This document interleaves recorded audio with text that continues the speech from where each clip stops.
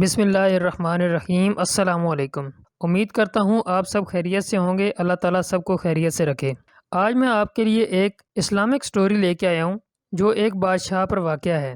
ایک ملک کا بادشاہ بہت رحم دل اور نیک تھا۔ رعایا کے حق میں بہت اچھا تھا، چنانچہ تمام رعایا اس سے محبت کرتی تھی اور اسے خوب دعائیں دیتی تھی۔ اسی ملک کے ایک دور دراز گاؤں میں ایک کسان رہتا تھا جس کی یہ خواہش تھی کہ اپنے نیک دل بادشاہ کی زیارت کی جائے اور اسے کوئی تحفہ دیا جائے۔ اس نے اپنی بیوی سے مشورہ کیا کہ میں بادشاہ کو ملنے کے لیے جانا چاہتا ہوں اور میری خواہش ہے کہ میں اسے کوئی تحفہ بھی دوں۔ تم مجھے مشورہ دو کہ میں بادشاہ کے لیے کیا تحفہ لے کر جاؤں۔ بیوی نے کچھ دیر سوچا اور کہا کہ بادشاہ کے پاس تو ہر چیز ہوگی، ہم اسے کیا تحفہ دے سکتے ہیں؟ ہاں، میرا ایک مشورہ ہے کہ ہمارے گھر کے پاس بہنے والے چشمے کا پانی بہت میٹھا اور ٹھنڈا ہے اور ایسا پانی پورے ملک میں کہیں بھی نہیں ہوگا، حتیٰ کہ بادشاہ کے پاس بھی نہیں ہوگا، تو تم اس کے لیے یہ پانی لے کر جاؤ۔ کسان کو یہ تجویز بہت پسند آ گئی اور اس نے اپنے چشمے سے پانی کے 2 گھڑے بھرے اور اپنے گدھے پر لاد کر بادشاہ سے ملاقات کے لیے روانہ ہو گیا۔ کئی ہفتوں کے سفر کے بعد کسان بادشاہ کے محل تک پہنچ گیا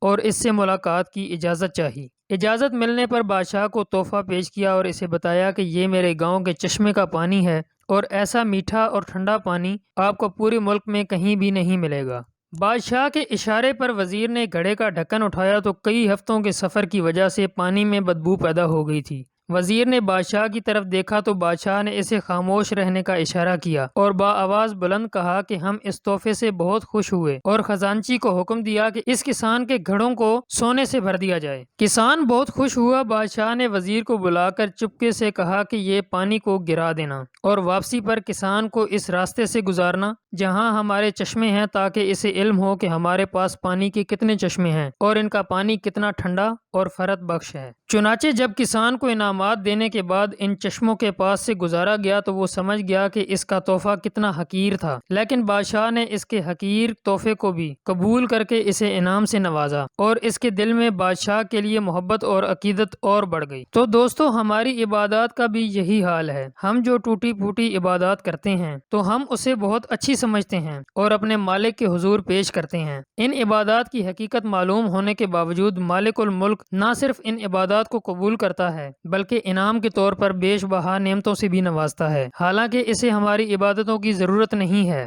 خالق کائنات کی عبادت کے لیے تو اس کے لاکھوں کروڑوں فرشتے ہی کافی ہیں۔ اللہ پاک سے دعا ہے کہ ہماری عاجزانہ انکسارانہ عبادات کو اپنی بارگاہ میں قبولیت کا شرف بخشے، آمین۔ تو دوستو، یہ سٹوری آپ کو کیسی لگی؟ امید کرتا ہوں میری یہ ویڈیو آپ کو بہت پسند آئی ہوگی۔ اگر آپ ایسی مورل سٹوریز سننا چاہتے ہیں تو میرے چینل راشد آن وائس سبسکرائب کریں اور ویڈیو کو لائک کریں۔ ملتے ہیں ایک نئی ویڈیو کے ساتھ، تب تک کے لیے اللہ حافظ۔